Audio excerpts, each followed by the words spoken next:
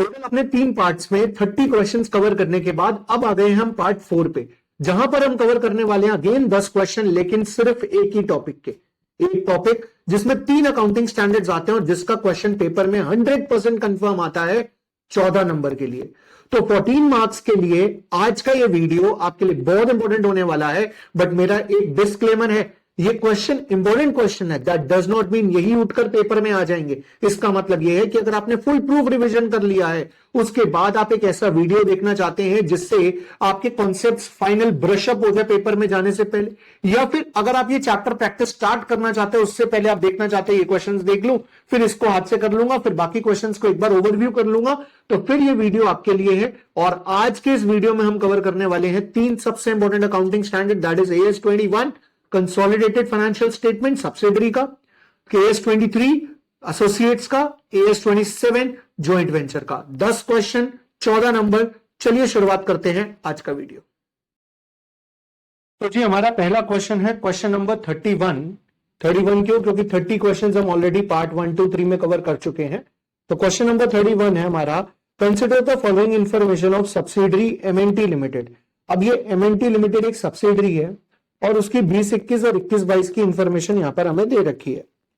Other information कहता है जी MNT limited is a subsidiary of LTC limited. तो एक कंपनी है LTC लिमिटेड, उसकी सब्सिडरी है MNT लिमिटेड। मतलब ये जो हमारे को डेटा दिया हुआ है ये सब्सिडरी कंपनी का डेटा दिया हुआ है। LTC limited values inventory on FIFO basis. जो होल्डिंग कंपनी है वो वैल्यू करता था इन्वेंट्री को फीफो बेसिस पे, वेयरएज जो सब्सिडरी कंपनी है वो लीफो बेसिस पे करता था। ना ना ना भाई, सब्सिडरी तुम्हें लीफो से जाना पड़ेगा वापस किस पे? फीफो पे। तो bring MNT limited inventory value in line with those LTC। मतलब फीफो से लीफो आने के लिए, लीफो से फीफो आने के लिए its value of inventory is required to be reduced by 5,000 रुपए at the end of 20-21 and 12,000 रुपए एट द एंड ऑफ 21-22। वो ये कहता है कि अगर लीफो से फीफो आना है तो 20-21 की इन्वेंट्री को 5,000 से कम करना पड़ेगा और 21-22 की इन्वेंट्री को 12,000 से बढ़ाना पड़ेगा। ठीक है। और जो 20-21 की इन्वेंट्री है वो 21-22 में भेज दिया। इसका मतलब 21-22 का 20-21 से कोई लेना देना नहीं है। 20-21 की इन्वेंट्री 21-22 में बिक गई तो जो 21-22 में बची है वो 21-22 की ही इन्वेंट्री है। Okay. MNT limited deducts 2% from trade receivables as a general provision against doubtful debts. इसका मतलब MNT लिमिटेड अपने डेटर्स को 98% पे रिकॉर्ड करता है, क्योंकि 2% ऑलरेडी उसने डिडक्ट कर रखा होगा। तो जो डिडक्ट कर रखा है वो हमें मतलब नहीं है, उसने क्या करा है 98% पे अपने डेटर्स को रिकॉर्ड कर रखा है। इसके बाद prepaid expenses in MNT limited include करते हैं sale promotion expenses carried forward of 25,000 in 20-21 and 12,500 in 21-22। मतलब लास्ट ईयर वो कैरिड जो प्रीपेड एक्सपेंस में इंक्लूडेड थे वो 25,000 थे, इस साल 12,500 इंक्लूडेड है। जबकि टोटल खर्चा किया था 37,500 का 20-21 में। ओके, इसका मतलब पिछले साल हमने 37,500 का खर्चा किया था, जिसमें से 12,500 पिछली बार राइट ऑफ कर दिया होगा और 25,000 कैरी फॉरवर्ड कर दिया। इस साल हमने 12,500 और राइट ऑफ कर दिया और 12,500 कैरी फॉरवर्ड कर देंगे अगले साल के लिए, और अगले साल 12,500 राइट ऑफ करके कहानी खत्म कर देंगे। लेकिन सेल प्रमोशन एक्सपेंसेस का सिमिलर नेचर LTC यानी holding company fully right of कर चुका है 20-21 में। लेकिन होल्डिंग कंपनी क्या करता है, उसी साल राइट ऑफ कर देता है जिस साल उसने ये खर्चा किया होता है। दैट मींस होल्डिंग कंपनी ने इसे अपने पिछले साल ही माइनस कर दिया होगा, इस साल होल्डिंग कंपनी कुछ भी माइनस नहीं करेगा। अब हमें क्या करना है, हमें बैलेंस शीट बनानी है फिर से MNT यानी कि सब्सिडरी कंपनी की as on 31st March after considering the information given above। Basically क्या करना है, हमें यूनिफॉर्म अकाउंटिंग पॉलिसीज को फॉलो करना है। यूनिफॉर्म अकाउंटिंग पॉलिसी का मतलब यह है कि जो पॉलिसीज होल्डिंग लगा रहा है सब्सिडरी भी वही पॉलिसीज अडॉप्ट करेगा। अब अगर ऐसा है तो सब्सिडरी को 3 चीजों में चेंज करना पड़ेगा। एक तो स्टॉक चेंज करना पड़ेगा, एक प्रीपेड एक्सपेंसेस को चेंज करना पड़ेगा, और एक अपने डेटर्स को चेंज करना पड़ेगा। बट जब भी कोई चेंज होता है ना उसका इफेक्ट 2 जगह जाता है। तो बेटा दूसरा इफेक्ट आएगा इसके प्रॉफिट एंड लॉस अकाउंट में। अब अगर सबसे पहले मैं इनके ओपनिंग बैलेंसेस की बात करूं तो स्टॉक का मेरा ओपनिंग बैलेंस दे रखा है। अच्छा, मैं पहले बता दूं, मैं 20-21 में कोई भी चेंज नहीं करने वाला, क्योंकि वो मुझसे जो फिगर मांग रहा है वो कब की मांग रहा है, 31 मार्च 2022 की। तो मैं जो भी चेंज करूंगा 22 में करूंगा। तो मैंने 22 का सबसे पहले इन्वेंट्री उठाया 6,90,000 रुपए, और प्रीपेड एक्सपेंसेस 65,000 रुपए, ट्रेड रिसीवेबल्स 343, इन्वेंट्री 690, डेटर्स 343 और प्रीपेड एक्सपेंस दे रखा है 65,000 और पीएनएल अकाउंट दे रखा है। बेटा पीएनएल नहीं दिया तो रेवेन्यू रिजर्व में 5,05,000 में चेंज कर देंगे। तो पीएनएल के बदले हम रेवेन्यू रिजर्व्स में चेंज कर देंगे। ओके, ये दे रखा था 5,05,000। अब सबसे पहली बात, क्लोजिंग स्टॉक को अगर सेम करना है तो इंक्रीज करना पड़ेगा 12,000 से। बेटा क्लोजिंग स्टॉक को 12,000 से इंक्रीज करेंगे तो प्रॉफिट 12,000 से इंक्रीज हो जाएगा। भाई सीधी बात है, क्लोजिंग स्टॉक बढ़ेगा तो प्रॉफिट भी बढ़ जाएगा। तो ये भी 12,000 से इंक्रीज हो गया। डन है जी। इसके बाद क्या कहते हैं, ये ट्रेड रिसीवेबल्स को 98% पे रिकॉर्ड करके बैठा है। तो सबसे पहले हमने 343 को 98% से मल्टीप्लाई किया। बेटा मोस्टली स्टूडेंट्स यही गलती करते हैं, वो 343 का 2% कर देते हैं। 343 का 2% नहीं करना, 343 खुद 98% है। तो इसमें 17,000 प्लस कर देंगे डेटर्स में, प्रोविजन फॉर डाउटफुल का, उससे हमारे प्रॉफिट भी बढ़ जाएंगे क्योंकि हमने पीएफडीडी को रिवर्स कर दिया।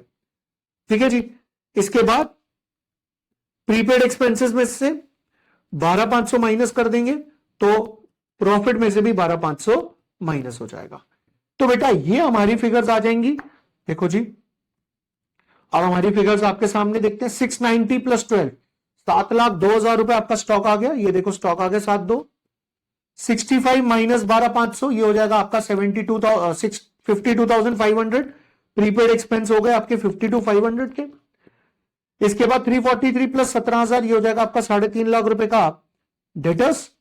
और अब आप यहां पे देखो तो 15,500 में 5,500 में 12,000 ऐड करेंगे, 5,17, 17 और ऐड करेंगे 5,34, 5,34 में से 12,500 माइनस करेंगे तो ये बचेगा 5,21,500।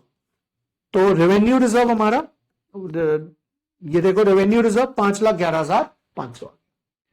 बेटा बाकी पूरी बैलेंस शीट सेम रहेगी। हमने रीस्टेटेड बैलेंस शीट बना दी, इसके बाद कंसोलिडेशन हो जाएगा। इस क्वेश्चन को करवाने का पर्पस था दैट कंपनीज जो होल्डिंग और सब्सिडरी है उनकी अकाउंटिंग पॉलिसीज जो होनी चाहिए वो यूनिफॉर्म होनी चाहिए। यूनिफॉर्म अकाउंटिंग पॉलिसीज, इसका मतलब दोनों सेम पॉलिसीज फॉलो करेंगे। अगर कोई नहीं फॉलो कर रहा सेम पॉलिसीज तो जो सब्सिडरी है वो होल्डिंग के हिसाब से अपनी पॉलिसीज को सेम करने के लिए जो भी चेंजेस अपनी बुक्स में है वो करके फिर सबमिट करेगा for the purpose of consolidation. चलिए जी, अब बढ़ते हैं अपने अगले क्वेश्चन की तरफ, that is question number 32। Guys समझने के लिहाज से और एडजस्टमेंट के पॉइंट ऑफ व्यू से क्वेश्चन नंबर 32 बहुत इंपॉर्टेंट है। इसके अंदर काफी सारी एडजस्टमेंट्स कवर होती हैं। ये पढ़ते हैं, स्टार्ट करते हैं। The balance sheet of H limited and its subsidiary H limited stood as follows. ये आपको बैलेंस शीट दे रखी है एच और एस की। बैलेंस शीट पूरी बढ़िया लग रही है। हम नीचे आए, एच लिमिटेड ने परचेज करे हैं 180 lakh shares in H limited on 31 March 2000। Balance sheet कब की दी है? बैलेंस शीट दी है 31 मार्च 2001। इसका मतलब लास्ट ईयर एंड में हमने शेयर्स खरीदे थे, एक साल बीत चुका है और हमें यह बताया है कि हमने 180 लाख शेयर खरीदे थे जिस दिन जनरल रिजर्व का बैलेंस और पीएनएल का बैलेंस 3,000 और 1,200 था। तो ये 3,000 और 1,200 चला जाएगा प्री में। ऑन 1 अप्रैल 2000 यानी इस साल के शुरुआत में एस लिमिटेड ने डिविडेंड डिक्लेयर किया 20%, पर वो डिविडेंड पिछले साल का था। अब अगर पिछले साल का डिविडेंड था तो वो प्री एक्विजिशन डिविडेंड था, वो होल्डिंग को अपने कॉस्ट ऑफ इन्वेस्टमेंट में से माइनस करना चाहिए था, बट होल्डिंग ने उसे क्रेडिट कर दिया डिविडेंड को अपने पीएनएल में। तो हमें रेक्टिफिकेशन करना पड़ेगा, राइट। 1 जनवरी 2001 को एस लिमिटेड ने 3 बोनस शेयर दिए हैं 5 के बदले जनरल रिजर्व में से, जो जनरल रिजर्व 31 मार्च 2000 को था। इसका मतलब जो प्री में जनरल रिजर्व था उसमें से बोनस दिया। तो हमें बोनस को क्या करना पड़ेगा? पहले एड बैक करना पड़ेगा, फिर प्रॉफिट्स को प्री और पोस्ट में डिवाइड करेंगे और फिर बोनस को प्री में से माइनस करेंगे। लेकिन ये बोनस सब्सिडरी ने ऑलरेडी रिकॉर्ड किया हुआ है, बिकॉज नथिंग इज गिवन। तो हम ये मान के चलेंगे कि सब्सिडरी ने इसे ऑलरेडी रिकॉर्ड किया हुआ है। दैट मीन्स जो हमारे शेयर हैं, जो टोटल नंबर ऑफ शेयर्स दे रखे हैं ये 4,800, ये बोनस के बाद के हैं। तो सबसे पहला हमारा काम क्या होगा? हम इसको बोनस से पहले में कन्वर्ट करें। कैसे? 5 के बदले 3 शेयर बोनस में मिले हैं, तो इसका मतलब प्री बोनस मेरे पास 4800 का 5/8 थे और बोनस मिला है मुझे 4800 का 3/8। बेटा 4800 का 5/8 हो जाएगा 3000 और 4800 का 3/8 हो जाएगा 1800। इसका मतलब 3000 शेयर्स मेरे पास पहले से थे और 1800 शेयर का बोनस मिला है। ये कैसे किया मैं एक बार फिर दोबारा बता रहा हूं।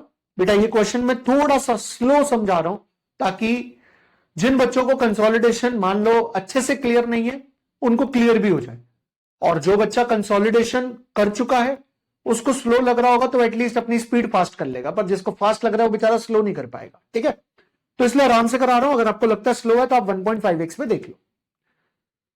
तो बेटा यहां पर जो बोनस दिया वो हमने दिया 3 फॉर एवरी 5 और बोनस ऑलरेडी रिकॉर्डेड है।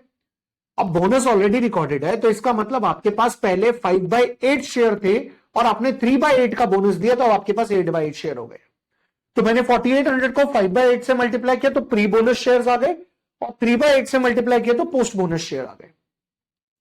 अब on 31st March bill payable in S limited, all the bills payable in S limited. बेटा एस लिमिटेड के पास कितने बिल्स पेएबल है? ये रे, एस लिमिटेड के पास बिल्स पेएबल है 160 के। S limited balance sheet one in acceptance in favour of H limited. ये इसने किसके फेवर में एक्सेप्ट किए हुए हैं? एच लिमिटेड के फेवर में। इसका मतलब एच लिमिटेड के बिल रिसीवेबल में 160 है जो कहां से आए हुए हैं? एस से। लेकिन आगे क्या कहते हैं? बट ऑन दैट डेट, लेकिन उस दिन एच लिमिटेड के पास सिर्फ 45 लाख पड़े हैं, बाकी उसने एंडोर्स कर दिए। बेटा एच के पास कितने पड़े हैं? सिर्फ 45। इसका मतलब एच के 360 में 160 इंक्लूडेड नहीं है, सिर्फ कितने इंक्लूडेड है? 45। तो हम कैंसिल मिनिमम करते हैं और मिनिमम कितना है? 45। तो 45 बिल्स पेबल और बिल रिसीवेबल दोनों में से माइनस हो जाएगा। डन है जी, बहुत बढ़िया। आगे on 31st March S limited की इन्वेंट्री, दिमाग लगाओ दिमाग लगाओ, एस की इन्वेंट्री मतलब एच का प्रॉफिट, एच का प्रॉफिट मतलब कंसोलिडेटेड रिजर्व्स एंड सरप्लस। दोबारा से दो वर्किंग नोट बनाते हैं हम, एक प्रॉफिट एनालिसिस सब्सिडरी का और consolidated reserves and surplus holding का। तो अगर प्रॉफिट होल्डिंग ने कमाया है तो होल्डिंग अपने प्रॉफिट में से माइनस करेगा, और होल्डिंग के प्रॉफिट का मतलब है कंसोलिडेटेड रिजर्व्स एंड सरप्लस। तो इसका मतलब होल्डिंग ने सब्सिडरी को गुड्स बेचे थे 100 लाख रुपए के, 25% ऑन कॉस्ट, मतलब 100 का 25/125 दैट इज 20। ये 20 सब्सिडरी ने प्रॉफिट कमाया, होल्डिंग ने प्रॉफिट कमाया था, तो होल्डिंग अपने प्रॉफिट में से माइनस करेगा, तो हम होल्डिंग के पीएनएल में से 20 क्या कर देंगे? माइनस। अगर ये सब्सिडरी से होल्डिंग होता, मतलब यहां पे एस के बदले एच लिखा होता, तो फिर ये सब्सिडरी के प्रॉफिट में से माइनस होता, यानी प्रॉफिट एनालिसिस में से। बढ़िया। अब बेटा ये बन गया हमारा सब कुछ। पहला वर्किंग नोट नंबर 1 होता है हमारा परसेंटेज ऑफ होल्डिंग। बेटा परसेंटेज ऑफ होल्डिंग निकालने के लिए हम सबसे पहले ये देखेंगे हमने कितने शेयर खरीदे? 1800। ये देखो, सॉरी 1800 नहीं, 180।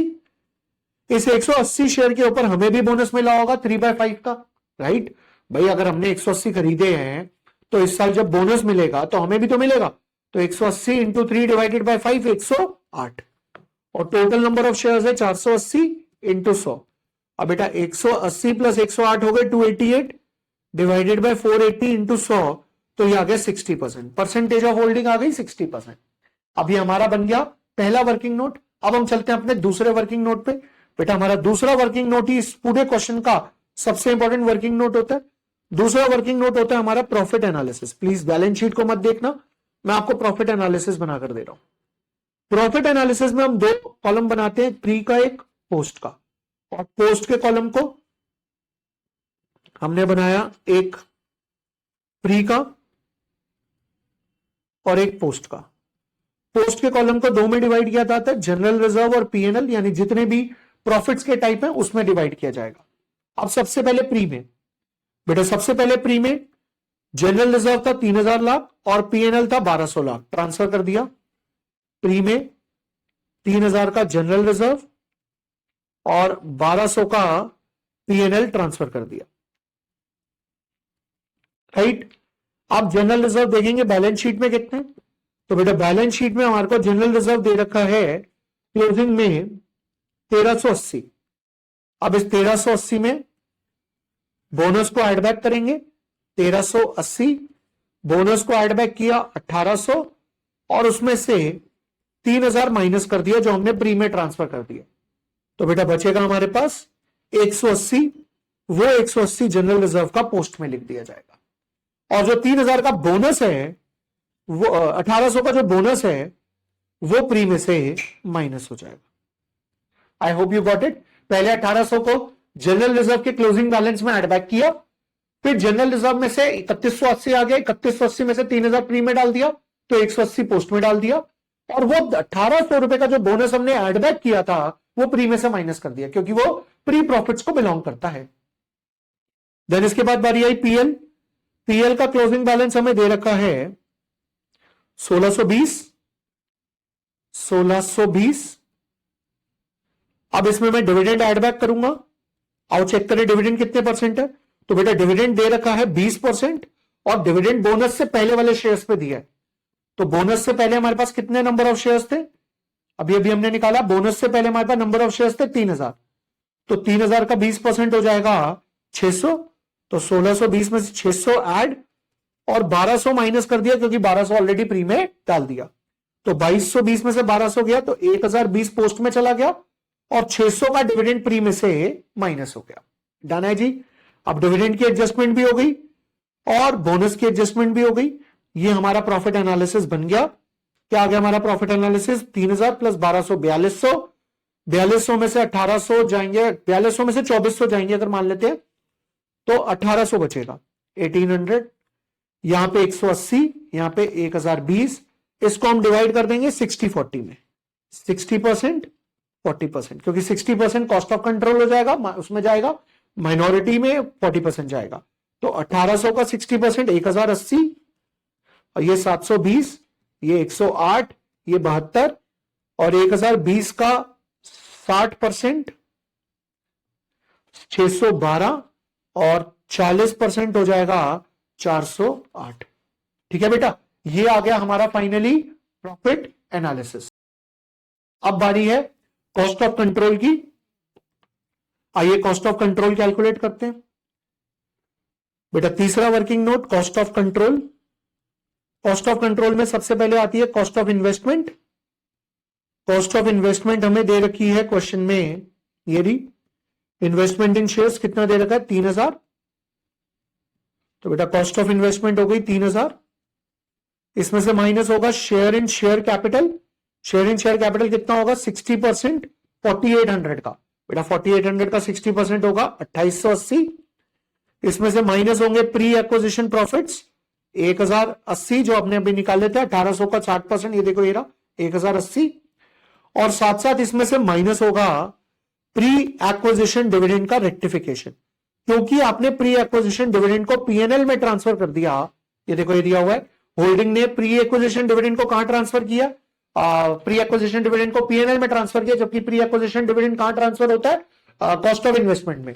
तो इसी रीजन से उसका रेक्टिफिकेशन करना जरूरी है। तो यहां पे 360 माइनस हो गया। सर ये 360 कैसे आया, 600 का टोटल डिविडेंड, उसका 60% इसको मिलेगा, तो 600 का 60% हो गया 360। अब बेटा अगर आप ये तीनों चीजें इसमें से माइनस करोगे, 2880 3000 में से 3000 माइनस 2880 माइनस 1080 माइनस 360, तो ये 1320 रुपए का कैपिटल रिजर्व आ जाएगा। कैपिटल रिजर्व क्यों आया, क्योंकि हमने इन्वेस्टमेंट कम करी है और हमें सामान ज्यादा का मिला।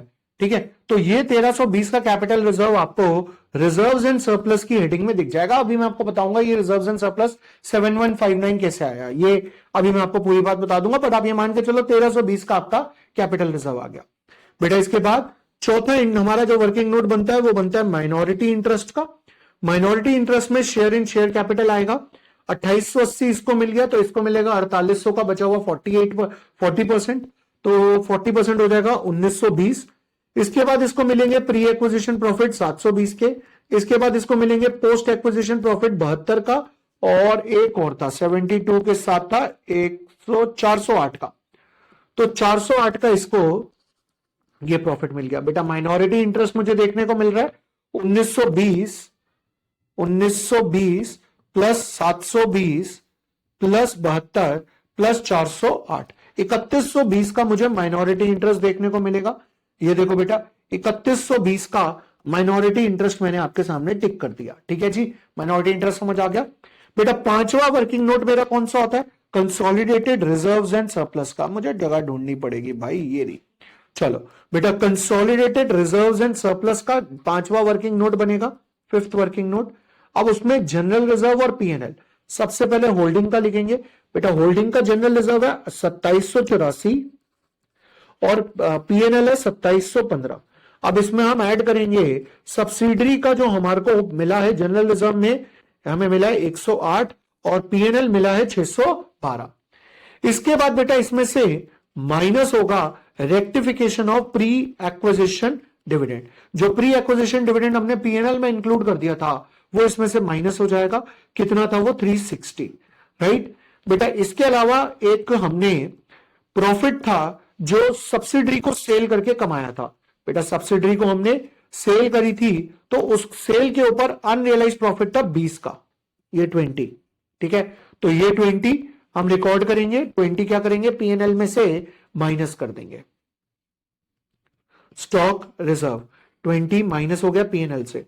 ये हमारे पास आ गया 2784 प्लस 108 बेटा। 2784 प्लस 108 ये आ गया 2892 का जनरल रिजर्व, और 2715 प्लस 612 माइनस 380 ये आ गया 2947 का बेटा। दोनों को प्लस करा, 2947 और 2892, और साथ साथ हमने प्लस करा इसमें कैपिटल रिजर्व 1320 का जो हमारा आया था बेटा। ये आ गया 7159। अब देखो मैंने आपको बताया था ना, नीचे यहां पे आपको 7159 का मैंने रिजर्व्स एंड सरप्लस चेक करवा दिया।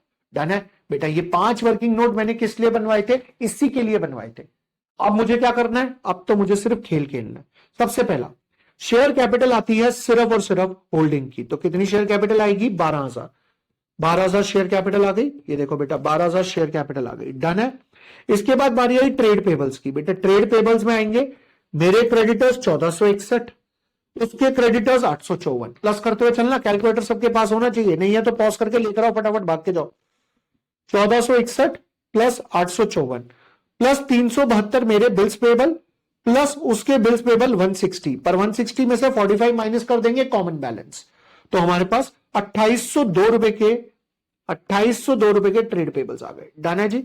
इसके बाद चले गए हम शॉर्ट टर्म प्रोविजंस का टोटल करने बेटा। मेरा प्रोविजन फॉर टैक्स 855, उसका 394, 855 प्लस 394 1249 हमारा दोनों का मिलाकर शॉर्ट टर्म प्रोविजंस में आ गया।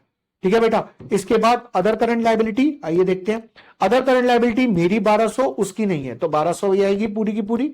1200 रुपए की देखो करंट लायबिलिटीज आ गई बेटा। बैलेंस शीट का टोटल 27,530। अब मैं गया एसेट साइड पीपीई पे बेटा। मेरा पीपीई 9468, उसका पीपीई 5486, 9468 प्लस 5486, तो ये आ जाएगा 14,954 रुपए। तो बेटा ये देखो 14,954। बट आप क्या करोगे? लैंड में लैंड ऐड करोगे, प्लांट में प्लांट, फर्नीचर में फर्नीचर, इस तरीके से आप खेल खेलोगे बेटा। इसके बाद इन्वेंट्री की बारी आई।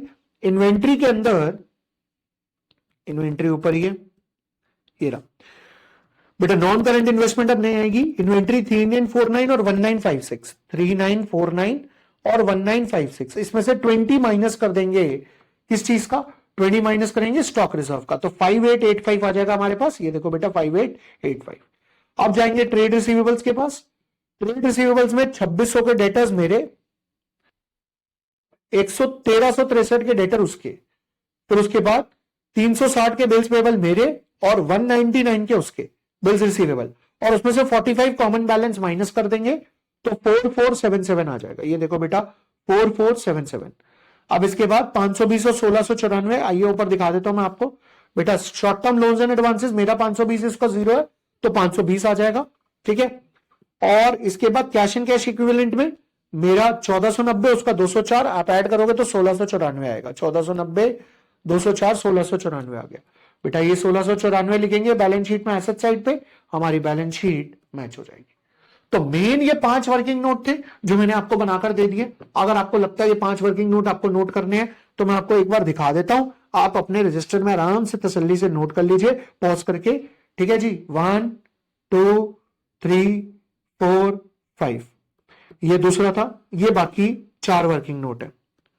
1 ये रहा, 2 नीचे दिखा दिया, 3 4, बाकी अभी एक और दिखा रहा हूं, 1 2 3 4 5 और ये 5वां वर्किंग नोट, 1 2 3 4 5। चलो अब बेटा मैं बढ़ता हूं अपने अगले क्वेश्चन की तरफ। अगला क्वेश्चन जो मैं पहले पिक कर रहा हूं वो है क्वेश्चन नंबर 34, क्योंकि कहीं ना कहीं क्वेश्चन नंबर 34 32 से लिंक है, उसके बाद में 33 एंड 35 करवाऊंगा। पहले बात करते हैं क्वेश्चन नंबर 34 के बारे में। बेटा क्वेश्चन नंबर 34 कहता है Sun limited acquired 3200 ordinary shares of ₹100 each of Star limited on 1 October 2021। पहली बात, 1 अक्टूबर 2021 यानी साल के बीच में शेयर खरीदे। और 31 मार्च 2022 की बैलेंस शीट दे रखी है आपको स्टार और सन की। बेटा सन ने खरीदे हैं स्टार में, तो सन है होल्डिंग और स्टार है सब्सिडरी। हम गए वापस नीचे, चलिए एडजस्टमेंट पढ़ते हैं। The P&L account showed the P&L account of Star showed a credit balance of 60,000 on 1 अप्रैल 2021। बेटा 1 अप्रैल को था तो ये पूरा का पूरा प्री में जाएगा, और जो इस साल का निकलेगा उसमें से भी आधा प्री में जाएगा, आधा पोस्ट में जाएगा, क्योंकि हमने अक्टूबर में शेयर खरीदे। आउट ऑफ विच डिविडेंड हमने पे किया 10%। बेटा out of which dividend pay किया, इसका मतलब डिविडेंड प्री में से पे किया है, तो पहले P&L के क्लोजिंग बैलेंस में ऐड, देन प्रॉफिट्स को प्री और पोस्ट में डिवाइड, देन उसे ले जाकर प्री में से माइनस। बहुत बढ़िया। सन लिमिटेड ने डिविडेंड को क्रेडिट किया है P&L अकाउंट में, गलत है, उसको रेक्टिफिकेशन करना पड़ेगा अपने P&L का। देन प्लांट एंड मशीनरी, ये है बेटा इस क्वेश्चन में जो मैंने आपको एडजस्टमेंट करवानी थी, वरना ये क्वेश्चन करवाने की जरूरत क्या है, आप तो बहुत इंटेलिजेंट आदमी हो। हाँ जी बेटा ये एडजस्टमेंट मैंने आपको करानी है। कह रहा है plant and machinery which stood at 3 lakh on 1 अप्रैल 2021। एक प्लांट एंड मशीनरी, ये रही प्लांट एंड मशीनरी। 1 अप्रैल 2021 को इसकी वैल्यू थी 3 lakh. Was considered as worth ₹360, इसकी वैल्यू 360 हो गई, लेकिन 1 अक्टूबर 2021 को, बेटा 1 अक्टूबर 2021 को हम इसकी वैल्यू को रीवैल्यू करना चाहते हैं 360। अब पहला सवाल, क्या 60,000 प्रॉफिट है? द आंसर इज नो, क्योंकि ये वैल्यू 1 अप्रैल की है और ये वैल्यू 1 अक्टूबर की है। हमें सबसे पहला काम इस वैल्यू को 1 अक्टूबर पे लाना पड़ेगा। वो कैसे? वो ये कहता है कि प्लांट एंड मशीनरी पे हम 10% डिप्रिसिएशन लगाते हैं। तो बेटा एक बात बताओ, 3 लाख का 10% होता है 30,000, लेकिन आधे साल का लगेगा, तो ये हो जाएगा 2,85,000। इसका मतलब 1 अक्टूबर को इसकी वैल्यू थी 2,85,000, जिसको हम अपवर्ड रिवैल्यूएशन करके 360 लिखना चाहते हैं, यानी 75,000 मेरा रिवैल्यूएशन का प्रॉफिट है। रिवैल्यूएशन प्रॉफिट है 75,000। डन हो गई बात, ये तो अब समझ आ गया। लेकिन जो भी बात को ध्यान से समझना, जैसे ही आपने एसेट को रिवैल्यू किया तो आपको डेप्रिसिएशन रीवैल्यूड फिगर पे लगाना चाहिए था। इसका मतलब ये जो बचे हुए 6 महीने हैं, आपने जो डेप्रिसिएशन लगाया होगा वो 3 लाख का 5% लगाया होगा, यानी 15,000। पर क्योंकि अब रीवैल्यू हो गई है तो आपको लगाना चाहिए था 360 का 5%, और 360 का 5% होता है 18,000। दैट मीन्स डेप्रिसिएशन लगना चाहिए था 18, पर लगा हुआ है 15, तो आपको 3,000 का और डिप्रिसिएशन लगाना पड़ेगा दोबारा से। 3 लाख के ऊपर आपने लगा रखा था, क्योंकि आपने तो उसकी वैल्यू 3 लाख समझी हुई थी, तो आपने तो 3 लाख लगा रखा था। 3 लाख का 5% कितना होता है? 15,000। तो क्योंकि रीवैल्यू हो गया और 360 वैल्यू हो गई है, तो आपको लगाना चाहिए था 360 का 5%, दैट इज 18,000। सर ये 5% कहां से आया? बेटा 10% पूरे साल का है, तो 5% आधे साल का होगा, और मैं तो 1 अक्टूबर को खड़े होकर बात कर रहा हूं, तो आधे साल की बात करूंगा ना। तो 15,000 लगा हुआ था, 18 लगना चाहिए था, तो 3,000 हमने और डिप्रिसिएशन चार्ज करना है। अब बेटा मैं आपके लिए बनाऊंगा इसका सबसे पहला working note, percentage of holding. Percentage of holding क्या होगी इसकी? परसेंटेज ऑफ होल्डिंग होगी, इसने 3200 शेयर खरीदे और टोटल 4000 शेयर है, तो 3200 डिवाइडेड बाय 4000 इंटू 100, इसका मतलब बेटा 80% शेयर कैप हो गया। अब दूसरा वर्किंग नोट बनाऊंगा, ये प्री, ये पोस्ट, ठीक है जी। पोस्ट में जनरल रिजर्व वगैरह है, देख लेते हैं भाई, है जनरल रिजर्व, तो हमने पोस्ट के दो टुकड़े टुकड़े कर दिए, एक जनरल रिजर्व का और एक पीएल का। अब बेटा सबसे पहले ओपनिंग बैलेंसेस को उठाया, वो ये कहता है पीएनएल अकाउंट में 60,000 थे 1 अप्रैल को, तो बेटा प्री में जाके लिख दिए मैंने 60,000, और जनरल रिजर्व का ओपनिंग नहीं दिया, तो इसका मतलब जनरल रिजर्व का जो भी बैलेंस है वो ओपनिंग ही रहा होगा, तो ये 2 लाख रुपए कहां चला जाएगा, ओपनिंग में चला जाएगा। सर ऐसा भी होता है, बिल्कुल। अगर आपको ये नहीं बता रखा कि जनरल रिजर्व का ओपनिंग बैलेंस क्या था, तो हम ये अज्यूम कर लेंगे कि जो भी बैलेंस जनरल रिजर्व में है वो ओपनिंग ही था। बेटा ये पीएल का आ गया, ये जीआर का आ गया। अब पीएल का क्लोजिंग बैलेंस उठाएंगे, बेटा पीएल का क्लोजिंग बैलेंस हमें दे रखा है 164, इस 164 में डिविडेंड ऐड बैक करेंगे, 164, इस 164 में डिविडेंड ऐड बैक करेंगे। डिविडेंड कितने परसेंट है, 10%। बेटा 4 लाख का 10% होगा, क्योंकि उसकी शेयर कैपिटल 4 लाख है, 4 लाख का 10% होगा 40,000, 40,000 ऐड बैक किया, और इसमें से हम ऑलरेडी 60,000 प्री में डाल चुके हैं, तो वो माइनस कर दिया। बेटा प्रॉफिट बचता है 144, देखो ना 164 प्लस 40, 2,04,000, 2,04,000 माइनस 60, 144। बेटा 144 में से 72 प्री में जाएगा और 72 पोस्ट में जाएगा। डन हो गई जी बात। देन डिविडेंड उठाकर प्री में से माइनस करेंगे, यानी कि 40,000 पूरा का पूरा कहां से माइनस होगा, प्री में से। बेटा इसके बाद रिवैल्यूएशन, रिवैल्यूएशन का प्रॉफिट ऐड होता है प्री में, तो प्री में प्रॉफिट ऐड हो गया 75,000, और जो एडिशनल डेप्रिसिएशन होता है वो माइनस होता है पोस्ट में से, तो 3,000 माइनस हो गया पोस्ट पीएनएल में से। बेटा ये आपके पास वर्किंग नोट नंबर 2 तैयार है, जिसमें से प्री प्रॉफिट्स आएंगे आपके 60,000 plus 2 lakh plus 72,000 plus 75,000 minus 40,000, तो बेटा ये आ रहे 3,67,000 और ये आएगा 69,000। अब इसका 80% आपको पता है होल्डिंग के पास जाएगा और 20% जाएगा माइनॉरिटी में। बेटा अब मैं आया अपने तीसरे वर्किंग नोट पे कॉस्ट ऑफ कंट्रोल निकालने के लिए। सबसे पहले मैंने लिखी कॉस्ट ऑफ इन्वेस्टमेंट, जो कि मुझे बैलेंस शीट में से मिलेगी 6,80,000 रुपए। आइए चेक कर ले, कोई और इन्वेस्टमेंट तो नहीं है ना, नहीं है। तो बेटा 6,80,000 मेरी कॉस्ट ऑफ इन्वेस्टमेंट आ गई 680। अब इसमें से मैंने माइनस किया शेयर इन शेयर कैपिटल 3,20,000, क्योंकि 4 लाख की टोटल कैपिटल है, उसका 80% 320। इसमें से मैंने माइनस करा प्री एक्विजिशन प्रॉफिट्स, बेटा 367 का 80%, 367 का 80% होगा 2,93,600, और इसमें से मैंने माइनस करा प्री एक्विजिशन डिविडेंड का रेक्टिफिकेशन, तो वो होगा 40,000 का 80%, यानी कि 32,000। अब बेटा माइनस करते हैं ये तीनों, इसमें से 680 में से 6,80,000 माइनस 3,20,000 माइनस 293,600 माइनस 32,000। बेटा ये आ गया 34,400 रुपए, ज्यादा आ रहा है तो ये आ जाएगी हमारी गुडविल। 34,400 रुपीज हमने एक्स्ट्रा पे करे हैं, तो वो हमारी गुडविल कहलाएगी। आइए आंसर में देखते हैं क्या बैलेंस शीट में इनटेंजिबल एसेट के सामने 34,400 की गुडविल दे रखी है। परफेक्ट है, समझ आ गया। अब इसके बाद माइनॉरिटी इंटरेस्ट, अच्छा इसका स्क्रीनशॉट लेना तो ले लो, 1 2 3 4 5। चलो अब बेटा बारी है माइनॉरिटी इंटरेस्ट की। लो बेटा माइनॉरिटी इंटरेस्ट में सबसे पहले आएगा शेयर इन शेयर कैपिटल, कितना 80,000 रुपए।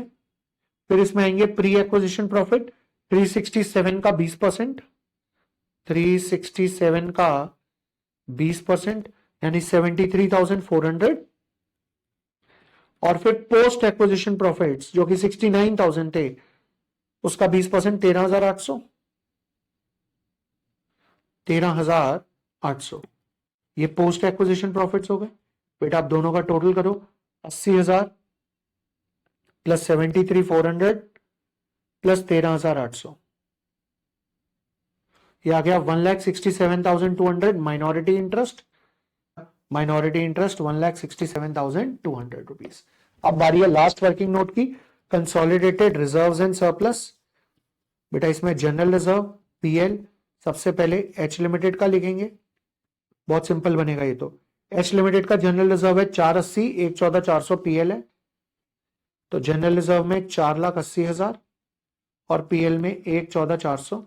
बेटा इसमें एस ऐड करेंगे, एस लिमिटेड का जनरल रिजर्व है नहीं पोस्ट का, क्योंकि हम सिर्फ पोस्ट का ऐड करते हैं, राइट। और पीएनएल में ऐड होगा 114,400 का, 114,400 का, सॉरी माय बैड, 69,000 का 80%, बेटा 55,200।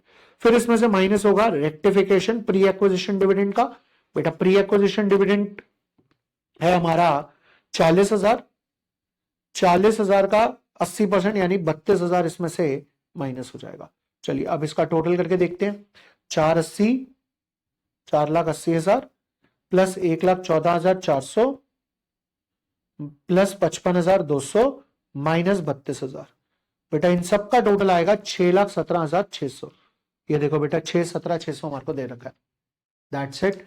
अब मेरे को इसमें आपको एक पीपीई का नोट और समझाना है, बाकी आप कर लोगे बड़े आराम से। पीपीई का नोट मैं समझा देता हूं। बेटा लैंड एंड बिल्डिंग 3 से, ये 360 से, दोनों को प्लस करके 660 आ जाएगा। बात है प्लांट एंड मशीनरी की।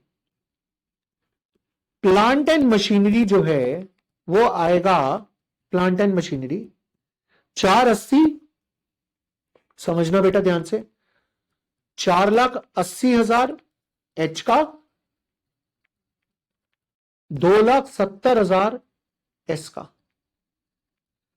इसमें 75,000 आओगा अपवर्ड रिवैल्यूएशन और माइनस हो जाएगा 3,000 एडिशनल डिप्रिसिएशन। तो ये बेटा आपका प्लांट एंड मशीनरी आ जाएगा। 480 और 270 750, 480 प्लस 270 750 माइनस प्लस 75 825 माइनस 3,000 8,22,000 रुपए। तो ये प्लांट एंड मशीनरी 8,22,000 रुपए आएगा। I hope this is super clear now. Question बड़े आराम से क्लियर हो गया बेटा। बाकी सब चीजें आपको सिर्फ प्लस माइनस का खेल खेलना है and you will do everything, कोई दिक्कत नहीं है। ये क्वेश्चन भी हमारा हो गया। बहुत आसान क्वेश्चन था, पेपर पॉइंट ऑफ व्यू से बहुत इंपॉर्टेंट क्वेश्चन था बेटा। अब मैं चल रहा हूं अपना बीच में छोड़ा हुआ, दैट इज क्वेश्चन नंबर 33 पे। मैंने पहले आपको 34 करवा दिया था, पर अब मैं 33 पे जा रहा हूं, ठीक है जी। अब क्वेश्चन नंबर 33 क्या कहता है, जीबी लिमिटेड ने एक्वायर करे 80% इक्विटी शेयर टीबी लिमिटेड के ऑन 1 अप्रैल 2016। कितनी कॉस्ट थी? 58 लाख की कॉस्ट थी। जब टीबी लिमिटेड की इक्विटी शेयर कैपिटल थी 50 लाख, यानी शेयर खरीदे 58 लाख रुपए में, उसकी शेयर कैपिटल में थे 50 लाख और उसके रिजर्व्स एंड सरप्लस में बढ़े थे 4,64,000 रुपए। तो बेटा सबसे पहले जब आप गुडविल निकालोगे तो आप क्या करोगे, 58 लाख में आपने शेयर खरीदे, 50 लाख का 80%, 40 lakh share in share capital, और 464 का 80% आ जाएगा, 464 का 464 का 80% हो जाएगा 3,71,200। राइट बेटा, ये आपके पास गुडविल आ गई। 58 लाख माइनस 40 लाख माइनस 371,200। बेटा गुडविल आती है 14,28,800। अब हर साल कितने प्रॉफिट हो रहे हैं इस बात से फर्क नहीं पड़ेगा, the goodwill will remain same, that is 14,28,800 रुपए। देखो बेटा गुडविल हर बार सेम रहेगी, हर साल सेम रहेगी, गुडविल में कोई भी चेंज नहीं आएगा, ठीक है। दूसरा सवाल उसने आपसे पूछा, माइनॉरिटी इंटरेस्ट के क्या हालचाल है। आपने क्या कहना है, माइनॉरिटी इंटरेस्ट की शुरुआत हुई 50 लाख का 20% और 464 का 20%। तो 50 लाख का 20% हो जाएगा, 50 लाख का 20% हो जाएगा 10 लाख, और 464 का 20% हो जाएगा 92,800, यानी 10 लाख और 92,800। तो ये आपके पास माइनॉरिटी इंटरेस्ट आ गया 10,92,800। अब बेटा जैसे जैसे पोस्ट प्रॉफिट्स होते जाएंगे ना, अगले साल से जो प्रॉफिट्स होंगे उसका 80% होल्डिंग अपने पीएनएल में डालेगा और 20% माइनॉरिटी के इंटरेस्ट में डालेगा। तो जैसे 14,50,000 का लॉस हुआ तो 80% होल्डिंग के पीएनएल में से माइनस होगा और 20% 14,50,000 जो है वो माइनस, उसका माइनस होगा माइनॉरिटी इंटरेस्ट में से। तो बेटा 14,50 का 20% होता है 2,90,000 रुपए। तो ये 2,90,000 माइनॉरिटी में से माइनस हो गए, माइनॉरिटी बच गया 8,02,800। इसके बाद 23,20,000 का प्रॉफिट हुआ, 80% होल्डिंग के में जाएगा और 20% यानी 4,64,000 रुपए माइनॉरिटी में से माइनस हो जाएगा। देखो बेटा 464 माइनॉरिटी में से माइनस हुआ, माइनॉरिटी रह गया 3,38,800। फिर इसके अगले साल फिर हमें 29 लाख रुपए का लॉस हुआ, तो बेटा 80% पीएनएल में जाएगा होल्डिंग के और 20% माइनॉरिटी में से माइनस। अब बेटा 20% होता है 5,80,000। Now the problem is 5,80,000 minority में से इंटरेस्ट में से माइनस हो ही नहीं सकता, क्योंकि माइनॉरिटी इंटरेस्ट है 3,38,800 और माइनॉरिटी इंटरेस्ट कभी भी नेगेटिव में नहीं जाता। तो ये 2,41,200 जो नेगेटिव में गया ये होल्डिंग बियर करेगा, तो माइनॉरिटी इंटरेस्ट नील हो जाएगा, माइनॉरिटी इंटरेस्ट नील हो गया। और 2,41,200 किसने बियर किया? होल्डिंग ने बियर किया, तो होल्डिंग अपने पास लिख के रखेगा इसे। इसके बाद क्या हुआ? इसके बाद लॉस आया 696 का, उसका 20% माइनॉरिटी में से माइनस होगा, यानी 1,39,200, लेकिन हो ही नहीं सकता क्योंकि नील है, तो ये नील ही रहेगा और होल्डिंग बियर करेगा, तो होल्डिंग अब बियर कर गया टोटल 380,400 का लॉस। होल्डिंग ने कितना बियर कर लिया? 380,400 का लॉस। अब बेटा अगले साल 190 का प्रॉफिट हुआ, अब उसका 20% होता है 38,000, तो सर ले जाओ, अब नील में 38,000 तो प्लस हो सकता है, नहीं करेंगे। पहले होल्डिंग अपना जो 380,400 का लॉस बियर करके बैठा ना माइनॉरिटी की वजह से, पहले वो रिकवर करेगा। तो 380,400 में से हमने 38,000 माइनस करे, वो आ गए 3,42,400, ये अभी भी नील रहेगा, ये अभी भी नील रहेगा। इसके बाद हमारे प्रॉफिट्स कितने किए हुए? 680 का 20% होता है 136। बेटा 136 पहले 3,42,400 में से माइनस करेंगे, ये अभी भी नील रहेगा और ये अभी भी 2,06,400 बच गए। इसके बाद प्रॉफिट हुआ 12,70,000, 12,70 का 20% होता है, 12,70 का 20% होगा 2,40 और 14, 2,54,000, 254। बेटा अब पहले ये 2,06,400 माइनस कर लेगा अपना, ये नील हो गया और बाकी बचा हुआ 47,600 माइनॉरिटी इंटरेस्ट में ऐड हो जाएगा। तो सिंपल सी बात है, माइनॉरिटी इंटरेस्ट नेगेटिव में नहीं जाएगा, अगर नेगेटिव में जा रहा होगा हम नील कर देंगे और बाकी बचा हुआ लॉस बियर करना पड़ेगा होल्डिंग को, और फिर बाद में होल्डिंग उसे अपने प्रॉफिट्स में से, जब मान लो माइनॉरिटी को प्रॉफिट मिलेगा तो होल्डिंग पहले उसे रिकवर कर सकता है, कोई दिक्कत वाली बात नहीं है। बेटा ये है हमारा आसान सा question, question number 33। We have discussed 4 questions of AS21। अब हम चल रहे हैं अपने क्वेश्चन नंबर 25 जो कि कंसोलिडेटेड पीएनएल का क्वेश्चन है। चलिए जी शुरुआत करते हैं क्वेश्चन नंबर 35 जो कि कहता है चांद and sit subsidiary Sitara limited को आपकी इंफॉर्मेशन दे रखी है। तो बेटा चांद होल्डिंग है और सब्सिडरी सितारा है। ऑन 1 सितंबर 2001 को चांद ने 5,000 शेयर खरीदे 100 रुपए के। बेटा 5,000 शेयर खरीदे out of how many share? तो सितारा के पास 6,000 शेयर हैं, तो इसका मतलब 5,000 डिवाइडेड बाय 6,000 इंटू 100, ये आएगा 83.33%।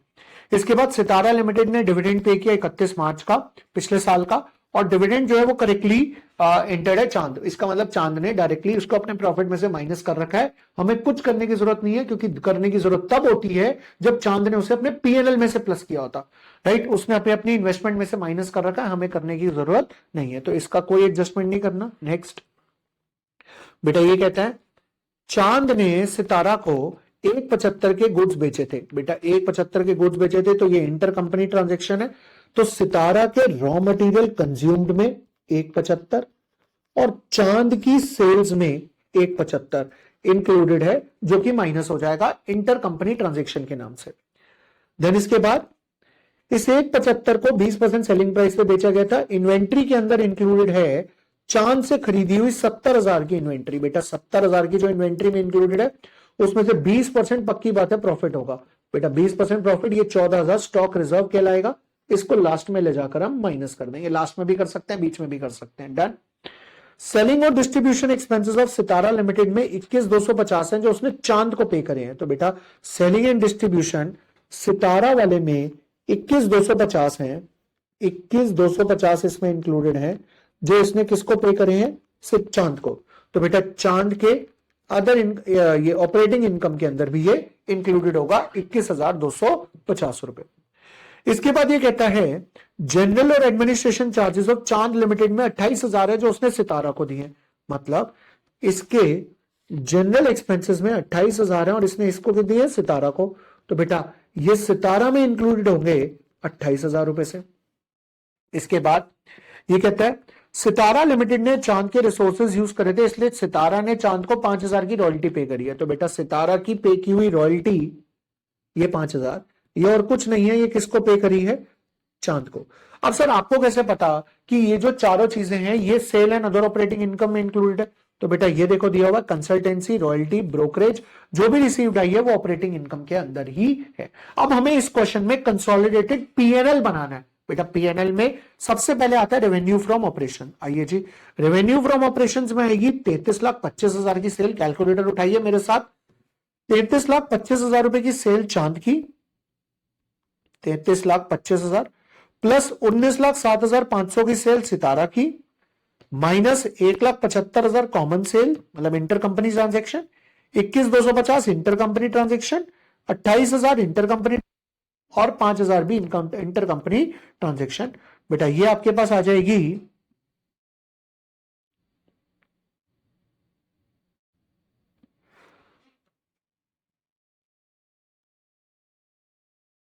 बेटा एक सेकंड, मैंने कैलकुलेशन में 33,25 को 3,25 लिख दिया शायद। 33,25 plus 19,07,500 minus 1,75,000 minus 21,250 minus 28,000 minus 5,000। हाँ अब आ गया आंसर, ये आ रहा है बेटा 50,03,250। इसके बाद में गया अदर इनकम, मैंने देखा क्या कोई अदर इनकम है, ये रहा बेटा other non operating income 35,000 plus 500, यह आ जाएगा 45,500। ठीक है, अदर इनकम और कोई है भाई, ये रही बेटा। डिविडेंड इनकम भी है 168 और 43,750, डिविडेंड इनकम और other non operating income total करा मैंने 168 प्लस 43,750 प्लस 35,000 प्लस 10,500। बेटा ये आ रहा है 2,57,250। लेकिन इसमें से माइनस होगा वो डिविडेंड जो सितारा को, चांद को मिला है सितारा से। अब चांद को सितारा से कितना डिविडेंड मिला? बेटा 6 लाख की शेयर कैपिटल थी जिसके ऊपर उसने 10% डिविडेंड दिया था। 6 लाख का 10% होता है 60,000, पर उसको मिला होगा सिर्फ 50,000 क्योंकि उसके पास 5,000 शेयर थे। तो ये 50,000 डिविडेंड इनकम माइनस कर देगा क्योंकि ये इंटर कंपनी ट्रांजेक्शन है। तो बेटा ये आएगा 2,07,500 रुपए।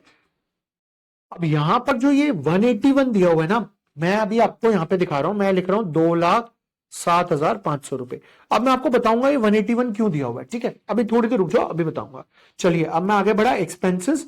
बेटा एक्सपेंसेस में सबसे पहले आएगा कॉस्ट ऑफ मटेरियल कंज्यूम्ड। बेटा कॉस्ट ऑफ मटेरियल कंज्यूम्ड के अंदर रॉ मटेरियल कंज्यूम दे रखा है 13,93,000, 13,93,000 और इसमें प्लस करेंगे 4,72,500, 472,500 और इसमें से माइनस कर देंगे 1,75 जो कॉमन ट्रांजेक्शन का बैलेंस था, यानी कि ये आ जाएगा 16,90,500 रुपए। बेटा इसके साथ साथ इन्होंने ना प्रोडक्शन एक्सपेंसेस को भी 315 और 140 इसी के अंदर इंक्लूड किया हुआ है। तो अगर आप इंक्लूड करके देखोगे 315 प्लस 140 तो ये आ जाएगा आपके पास 21,45,500 रुपए। आप चाहो तो इसको अदर एक्सपेंसेस में भी डाल सकते हो। इन्होंने कॉस्ट ऑफ मटेरियल परचेज्ड और कंज्यूम के अंदर रॉ मटेरियल कंज्यूम्ड भी लिखा है प्लस प्रोडक्शन एक्सपेंसेस को भी प्लस किया हुआ। ठीक है जी, ये मैंने आपके उसके लिए लिख दिया। इसके बाद बारी आई बेटा चेंज इन इन्वेंट्री की। चेंज इन इन्वेंट्री का मतलब होता है opening stock minus closing stock. बेटा ओपनिंग स्टॉक है हमारे पास 4,20,3,1 यानी 4,20,000 प्लस 3,01,000, ये आता है हमारे पास 7,21,000 का ओपनिंग स्टॉक। बेटा क्लोजिंग स्टॉक है हमारे पास 857,500, 857,500 प्लस 376,250, ये आता है 12,33,750 रुपए। बेटा अब इस जो क्लोजिंग स्टॉक है ना इसके अंदर 14,000 रुपए का प्रॉफिट इंक्लूडेड है। आप चाहो तो उसको यहां पे भी माइनस कर सकते हो, नहीं तो लास्ट में ले जाकर आप एकदम लास्ट में स्टॉक रिजर्व माइनस कर सकते हो। बेटा फिलहाल मैं इसमें से माइनस करता हूं 12,33,750 में से मैंने 14,000 रुपए माइनस कर दिए। किस चीज के माइनस करे 14,000? स्टॉक रिजर्व जो इसमें इंक्लूडेड था। तो ये आ गया 12,19,750। अब आप माइनस करके देखोगे 7,21,000 माइनस 12,19,750 तो आपका चेंज इन इन्वेंट्री आ जाएगा 498,750। देखो बेटा ये आ गया 498,750 का आपका चेंज इन इन्वेंट्री। इसके बाद आता है हमारा cost of material consume, then change in inventory, then उसके बाद आता है हमारा एम्प्लॉय बेनिफिट एक्सपेंसेस। बेटा एम्प्लॉय बेनिफिट एक्सपेंसेस में आएंगी वेजेस एंड सैलरीज, 1330, 245, ये आ जाएगा 1575। एज इट इज देखो बेटा 1575 यहां पे आ गया, डन है जी। इसके बाद आती है फाइनेंस कॉस्ट। बेटा फाइनेंस कॉस्ट में आएगा आपका इंटरेस्ट 17,500, 5250, ये आ जाएगा 22,750। तो बेटा देखो फाइनेंस कॉस्ट में आपका 22,750 आ गया। देन इसके बाद आता है डेप्रिसिएशन एंड अमोर्टाइजेशन। बेटा डेप्रिसिएशन एंड अमोर्टाइजेशन के अंदर आपका डेप्रिसिएशन एंड अमोर्टाइजेशन में डेप्रिसिएशन 31,500, 14,000, यानी ये आ जाएगा 45,500, ये आपका डेप्रिसिएशन आ गया। ठीक है, अब बेटा बारी आई हमारे अदर एक्सपेंस की। अब अदर एक्सपेंसेस कौन से होंगे, टोटल करते हुए चलना बेटा मेरे साथ। सेलिंग एंड डिस्ट्रीब्यूशन 332,500, 332,500 प्लस 157,500, 157,500 पर सर इसमें तो ये कॉमन बैलेंस है 21,250, माइनस कर दो जी, ये आ गया 468,750। ठीक है जी, सेलिंग एंड डिस्ट्रीब्यूशन आ गए 468,750। Then loss on sale of investment 26,250 और जीरो, तो ये आ गया 26,250।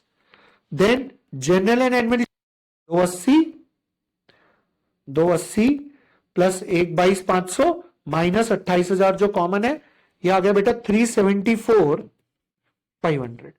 देन रॉयल्टी तो बेटा जीरो ही आ रही है, दैट्स इट, ये 3 है, 3 प्लस करे आपने 374,500, 26,250 और 468,750, बेटा ये आ रहा है 869,500, 869,500। अब आपको मैं एक चीज दिखाता हूं, 869,500 और 843,250 में जो डिफरेंस है वो 26,250 का है, और जो हमारा यहां पे भी डिफरेंस था ये भी 26,250 का था। एक्चुअली में इन्होंने loss on sale of investment जो 26,250 है उसको अदर इनकम में से माइनस किया हुआ है। अरे यार ठीक है, अदर एक्सपेंस में लिख दो तब भी ठीक है, ओके। तो अदरवाइज हमारा आंसर जो है वो उसके हिसाब से पूरा मैच कर जाएगा, हमारा आंसर आ जाएगा। ये था बेटा हमारा क्वेश्चन नंबर 35। यहां पर हमारा AS21 कंप्लीट हुआ पर कंसोलिडेशन कंप्लीट नहीं हुआ, क्योंकि अब हम चल रहे हैं AS23 के क्वेश्चन पे। बेटा AS23 का क्वेश्चन नंबर 36 ये कहता है ए लिमिटेड ने एक्वायर करे 40% शेयर 1 अप्रैल 2001 को 10 लाख रुपए के। उस डेट पर 1 लाख इक्विटी शेयर्स थे 10 रुपए के और प्रॉफिट्स में पड़े थे 2 लाख रुपए। इसका मतलब उसकी नेट एसेट्स थी 10 लाख और 12 लाख रुपए की नेट एसेट्स थी। ठीक है, तो उसने कितने के शेयर खरीदे, 12 लाख रुपए की नेट एसेट्स थी, उसने 40% शेयर खरीदे, मतलब शेयर इन नेट एसेट्स आ गए 480, और उसने शेयर खरीदे थे 10 लाख के, तो गुडविल आ जाएगी 5,20,000 रुपए। ठीक है जी, अब गुडविल आ गई 5,20,000 रुपए, ये बेटा आपके सामने गुडविल है। अब उस दिन आप डिस्क्लोजर कैसे दोगे, 480 का शेयर इन नेट एसेट्स और 5,20 की गुडविल, बाहर आ जाएगा 10 लाख रुपए की आपकी इन्वेस्टमेंट। ये कंसोलिडेटेड में हम ऐसा डिस्क्लोजर देंगे। अब बेटा हुआ क्या, अगले साल 10 लाख रुपए का लॉस हो गया। बेटा 10 लाख का लॉस हो गया तो उसकी जो आपकी नेट एसेट्स है वो कम हो जाती हैं। इसका मतलब जो नेट एसेट्स आपकी 12 लाख की थी, अब 10 लाख के लॉस होने से आपकी जो नेट एसेट्स है वो रह जाएगी। बेसिकली क्या हुआ, मैं आपको अपने तरीके से इसमें करके दिखाता हूं। हमारी सबसे पहले नेट एसेट्स का शेयर था 480, देन इसके बाद 5,20 की हमारी गुडविल थी, तो हमारा कैरिंग अमाउंट आ गया था 10 लाख पहले साल। अब बेटा दूसरे साल में हमारा कैरिंग अमाउंट है 10 लाख। अब इसमें से हमें लॉस सफर करना पड़ेगा 4 लाख का। क्यों, क्योंकि हमारा लॉस हुआ है 10 लाख का, तो हमें लॉस सफर करना पड़ेगा उसका 40%, 4 लाख, तो हमारा कैरिंग अमाउंट होगा 6 लाख। अब बेटा इसको हम पिछले साल लिख रहे थे 5,20 की गुडविल और 480 का नेट एसेट्स। अब इस साल हम क्या करेंगे, इसको लिखेंगे 6 लाख को, 5,20 की गुडविल और 80,000 की नेट एसेट्स। ठीक है, अब अगले साल क्या हुआ, 6 लाख रुपए हमारा कैरिंग अमाउंट था, अगले साल हमारा 12,50 का लॉस हो गया फिर से। बेटा 12,50 का लॉस हुआ तो 12,50 का 40% मुझे बियर करना पड़ेगा। 12,50 का 40% होता है 10%, तो 12,50 का हो गया 1,25, 2.5, 5 लाख रुपए हो गया।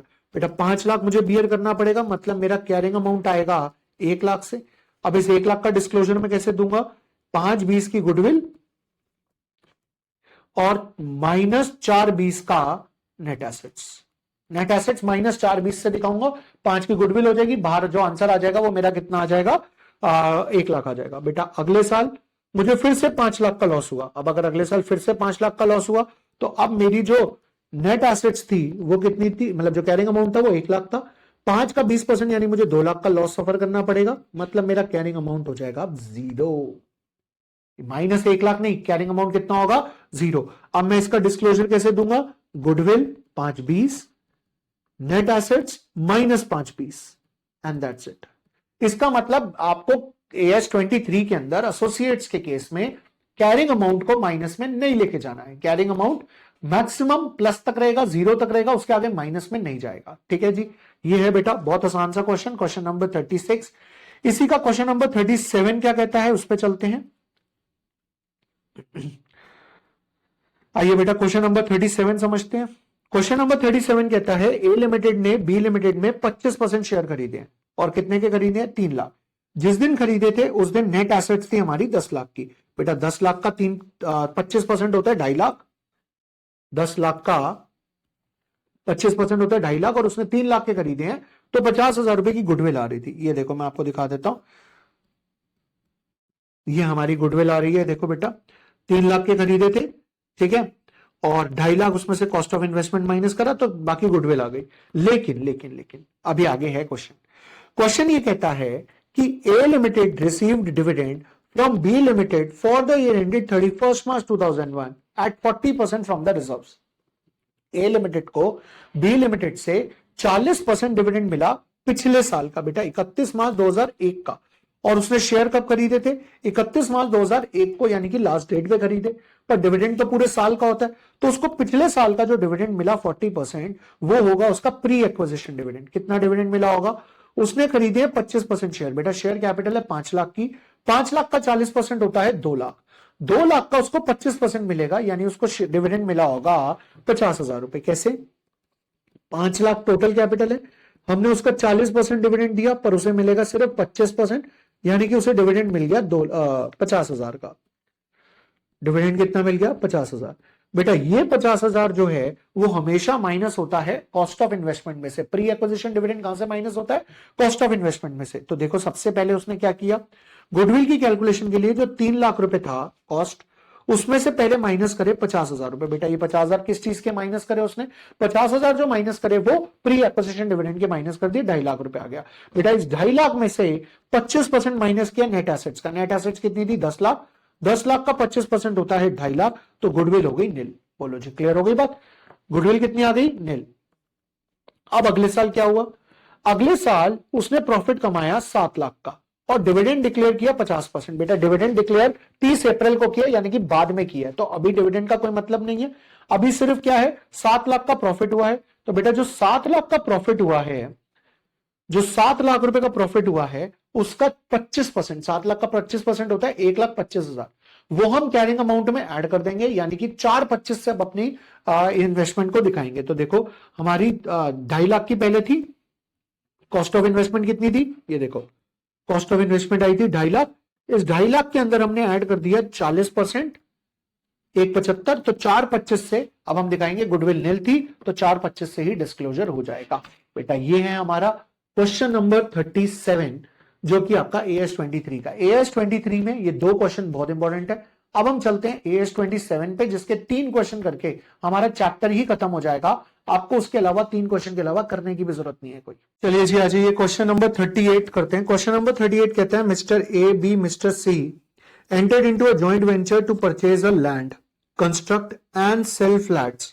इसका मतलब ये तीनों सिर्फ एक ऑपरेशन के लिए साथ में आए हैं, लैंड खरीदेंगे, कंस्ट्रक्शन करेंगे और फ्लैट्स को बेचेंगे। तो this is JCO, jointly controlled operation. अब यहां पे क्या होता है, जॉइंटली कंट्रोल्ड ऑपरेशन में यहां पर सिर्फ और सिर्फ एक जॉइंट वेंचर का अकाउंट बनाता है हर कोई, और तीनों मिलकर एक रफ पेपर पे ड्राफ्ट कंसोलिडेटेड P&L बनाते हैं, जहां पर अपने खर्चों को डेबिट साइड पे लिखते हैं और अपनी इनकम को क्रेडिट साइड पे। जैसे मिस्टर ए ने लैंड खरीदी 60 लाख की, तो डेबिट साइड पे आ जाएगा, लैंड आ जाएगी 60 लाख रुपए P&L की डेबिट साइड। सर लैंड खर्चा कैसे हो सकता है, लैंड तो एसेट है। अरे मेरे भाई, लैंड खरीद कर कंस्ट्रक्शन करके अगर फ्लैट बेच दोगे तो लैंड एसेट कैसे हुई, लैंड तो आपका एक्सपेंस बन गया ना, क्योंकि आपने फ्लैट बेच दिए। उसके बाद मिस्टर ए ने इसके लिए लोन लिया था 50 लाख का, 50 लाख का 8% उनको इंटरेस्ट देना था, यानी कि 4 लाख रुपए। अगर पूरे साल लोन चलेगा तो he also paid registration fees 60,000 रुपए ऑन द सेम डे। तो बेटा डेबिट साइड पे 60,000 रुपए रजिस्ट्रेशन फीस आ गई, ये देखो ये दी, ठीक है। देन इसके बाद मिस्टर बी ने मटेरियल सप्लाई करा 4.5 लाख का गोडाउन से और बाहर से 5 लाख का परचेस करके दिया, मतलब मिस्टर बी ने 9.5 लाख रुपए का मटेरियल दिया। ये देखो मटेरियल आ गया 9.5 लाख का। इसके बाद ये कहता है मिस्टर सी ने बाकी ऑल खर्चे मेट करे, जैसे advertisement, labour, incidental expenses 9 lakh के। तो बेटा डेबिट साइड पे अदर एक्सपेंसेस आ गए 9 लाख के। इसके बाद क्या हुआ, 30 जून को, बेटा एक सेकेंड, शुरुआत कब हुई थी, 1 जनवरी को, 30 जून यानी 6 महीने बाद हर वेंचरर ने एक एक फ्लैट ले लिया, घर ले गए 10-10 लाख रुपए का फ्लैट। तो बेटा ये क्रेडिट साइड पे आ जाएगा, जो फ्लैट इन्होंने टेक ओवर कर लिया 10-10-10, टोटल बाहर आ जाएगा 30 लाख। डन है जी। देन इसके बाद rest of the flats were sold. Mister A ने 40 लाख का बेचा, मिस्टर बी ने 20 का और मिस्टर सी ने 10 का। तो बेटा क्रेडिट साइड पे आ जाएगा 40-20-10, तो 70 लाख रुपए के फ्लैट बिक गए। लोन रीपे कर दिया इंटरेस्ट के साथ। बेटा इंटरेस्ट के साथ लोन रीपे किया, इसका मतलब 50 लाख के ऊपर 8% का इंटरेस्ट होता है 4 लाख, पर सिर्फ 6 महीने का देना है, क्योंकि 6 महीने में फ्लैट बना के बेच दिए। तो 2 लाख रुपए का इंटरेस्ट दिया, तो डेबिट साइड पे 2 लाख रुपए का इंटरेस्ट आ गया मिस्टर ए के नाम से। That's it. आपको बनाना था ड्राफ्ट कंसोलिडेटेड पीएनएल, बेटा उसके लिए आपने बना लिया पीएनएल। अब प्रॉफिट निकाल लो, 70, 30, 1 करोड़। 1 करोड़ में से 60 और ये सब माइनस करोगे तो आपका प्रॉफिट आ गया 18,90,000 का, जो कि तीनों पार्टनर से बढ़ गया 36, 36, 36। अब आपको बनाना है हर एक की बुक्स में ज्वाइंट वेंचर का अकाउंट।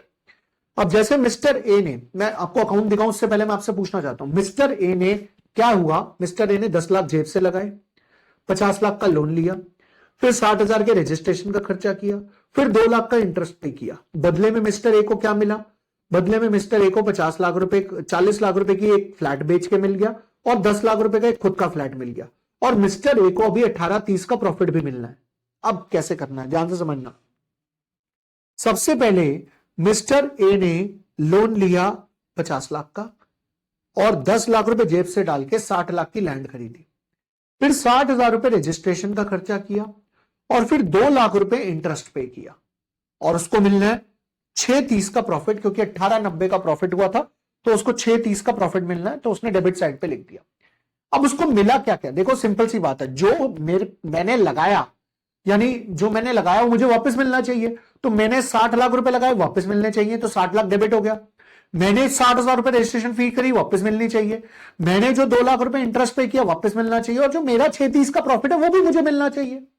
अब मुझे मिला क्या, पहले तो एक 40 लाख का फ्लैट मैंने बेचा, मेरे को वो मिला, और 10 लाख का फ्लैट मैंने अपने पास रख लिया, वो मेरे पास आ गया। बेटा अभी इसे भूल जाओ, अभी इसे भूल जाओ। ऐसे ही सेम अकाउंट मैंने बनाया बी का अकाउंट क्या बनाया, 4.5 लाख का मैंने मटेरियल लगाया, 5 लाख का मटेरियल बाहर से खरीदा, 630 का प्रॉफिट मिलना चाहिए। मिला क्या, 20 का एक फ्लैट बिक गया, 10 का एक फ्लैट मैंने रख लिया। ऐसे ही सी पे गए, तो सी ने 9 लाख का बाकी खर्चे करे, मिसलेनियस एक्सपेंस, 630 का प्रॉफिट मिलना चाहिए, 10 का बिक गया, 10 का उसने टेक ओवर कर लिया। अब बेटा सी क्या कहते हैं, मुझे मिलने चाहिए 15-30 पर मिल गए 20, तो सी 470 पे करेगा। सिमिलरली बी बोलेगा मुझे मिलने चाहिए थे 450 और 5 950 और 630 1580 पर मिल गए मुझे 30 लाख, तो ये 14,20,000 रुपए पे करेगा। और ये दोनों किसको पे करेंगे, ए को, क्योंकि ए को मिलने चाहिए थे 6890 पर उसको मिले हैं सिर्फ 50 लाख, तो इसको 1890 और मिलेंगे, किससे मिलेंगे, बी और सी से। तो बेटा आप चलते हैं क्वेश्चन नंबर 39 के ऊपर, और क्वेश्चन नंबर 39 ये कहता है कि A limited, B limited, C limited decided to jointly construct a pipeline. अब तीनों एक पाइपलाइन कंस्ट्रक्ट करना चाहते हैं और वहां से वो गैस ट्रांसपोर्ट करेंगे from one place to another. अब जब भी वो पाइपलाइन कंस्ट्रक्ट कर रहे हैं तो ये कहलाएगा JCA, यानी jointly controlled asset, right. For this purpose इन्होंने क्या किया, इन्होंने बिल्डिंग खरीदी 12 लाख की, पाइपलाइन 60 की, कंप्यूटर 3 का और वेरियस व्हीकल 9 के। अब बेटा ये क्या करेंगे, ये तीनों मिलकर 4 स्टेटमेंट्स बनाएंगे।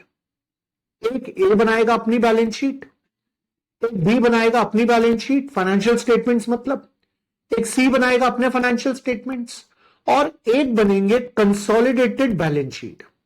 कंसोलिडेटेड बैलेंस शीट के अंदर पीपीई आएगा, पीपीई में बिल्डिंग आएगी, 12 लाख में से 5% माइनस कर देंगे। 12 लाख में से 5% माइनस किया 1140, उस 1140 को 3 से डिवाइड करेंगे 380। तो कैसे डिस्क्लोजर देंगे? पीपीई, पीपीई में बिल्डिंग, बिल्डिंग में लैंड एंड बिल्डिंग, मतलब उसमें A B C 380 380 380 like this. PPE land and building A B C 380 380 380, 1140 आ गया। फिर पाइपलाइन 60 लाख की पाइपलाइन थी, उस पर डिप्रिसिएशन था 15% यानी कि 9 लाख, तो बच गया 51 लाख। तो तीनों को 17 17 17 17 17, पाइपलाइन का प्लांट एंड मशीनरी में 17। कंप्यूटर्स थे 3 लाख के, 40% डिप्रिसिएशन था, तो बच गया 180। तो 180 का 3 से डिवाइड करेंगे 60 60 60। और जो व्हीकल्स थे वो थे 8 लाख के, नहीं कितने के थे व्हीकल? 9 लाख के। 9 लाख का 20% डिप्रिसिएशन 180 लग गया, बच गया 720। तो 240 240 240 720। अब इन सबका टोटल आ रहा है 2380। वो 2380 कंसोलिडेटेड बैलेंस शीट में तीनों की शेयर कैपिटल बन जाएगी आधी आधी से, मतलब 1/3 1/3 1/3 से। अब आ रही है एबीसी के अपने फाइनेंशियल स्टेटमेंट्स में। अब बेटा ए लिमिटेड का बता देता हूं, बी और सी का बिल्कुल कॉपी पेस्ट बनेगा। ए लिमिटेड अपने प्रॉपर्टी प्लांट एंड इक्विपमेंट में क्या लिखेगा?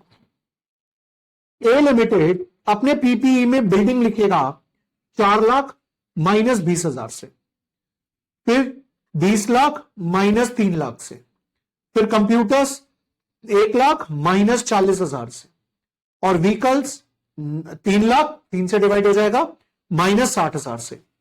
और साथ ही साथ पीएनएल में यानी statement of profit and loss में डेप्रिसिएशन एंड अमोर्टाइजेशन में लिखेगा 420। ये 420 कहां से आया?